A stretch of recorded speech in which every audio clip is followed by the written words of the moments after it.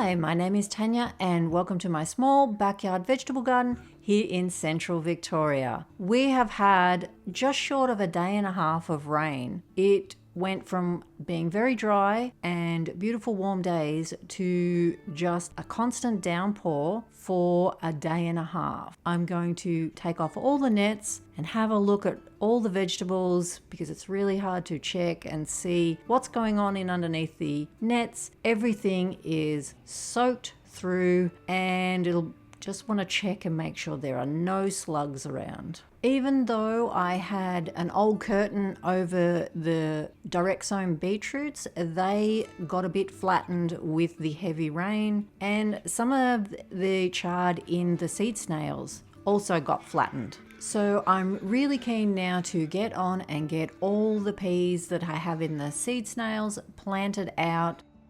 And I've decided to put in a little bit more brick edging, and yes, he should not be on that garden bed. I want to plant chard the opposite to this side so that I have like a tunnel of chard and greens.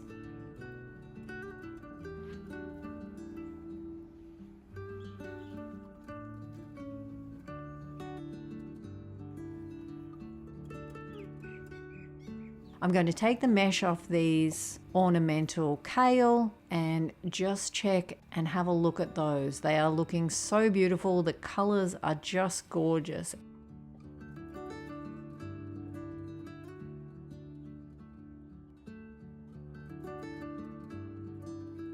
And I still have a big pot of basil. Even though it is going to flower, it is looking beautiful. Here they are, the ornamental, I don't know, some people call them cabbages, some people call them kale. Anyway, they're looking beautiful, and this kale is absolutely gorgeous. The colors. And this end is the succession of snow peas I did a couple of weeks ago, and they're up through the ground. This pineapple sage is absolutely beautiful. Now, moving over to the garden beds, these are the first lot of Brussels sprouts that I planted, and the green and purple cabbage. Everything has grown so much, you can't tell when it's all under the nets. I mean, you can see that it's growing, but you can't really tell until you get the nets off.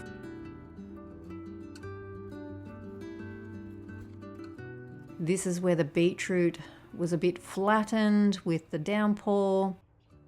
The rainbow chard is racing. I have already just done one pick off that. And the carrots, the little bird was in the garden bed just there at the end. And the onions hopefully are going okay.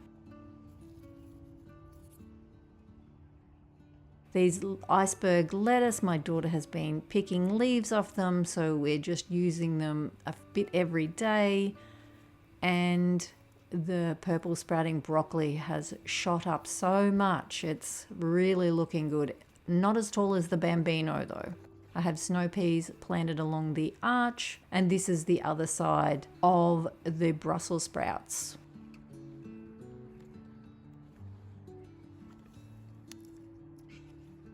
The greens mixed in there are just beautiful, and they're the mini cauliflowers. I have been breaking off the lower leaves on this. I've done it once.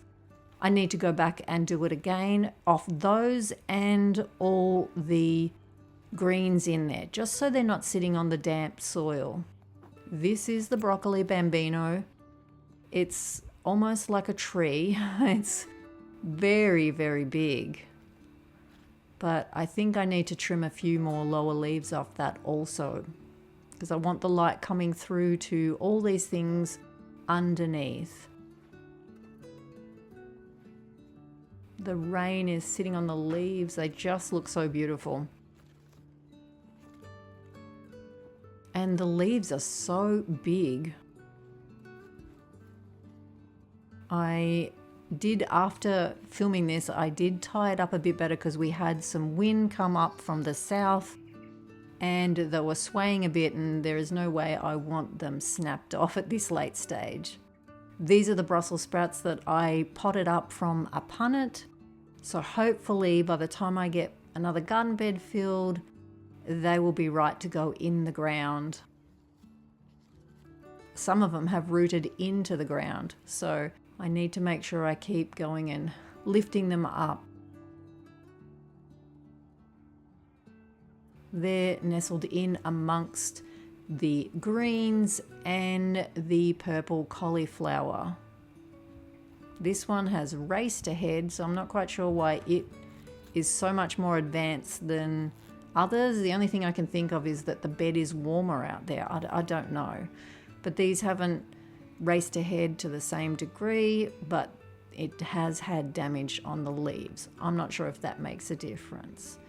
These are the mixed beetroot and carrot bed, and I think I need to get in there and break some of those leaves off. Now we've had so much rain, I don't want it all rotting. This is the mini capsicum that I transplanted, and this is the one I did weeks and weeks ago and put it in that little pot. The purple salvia from cuttings. Got some blood orange, and the Mizuna is summer sprouting up, and I reseeded some more in the bare patches. So I'm waiting for that to come up a bit more or grow a bit more because I don't want to take the cover off it and have the birds dig them out. These are some more mini capsicums. These were in the pots with the tomatoes that were there previously, and they have fruit on them. The other capsicums and eggplant and the chili are all doing really well. Lots of new growth, which is really, really good to see. I hope they've settled in enough to get them through winter.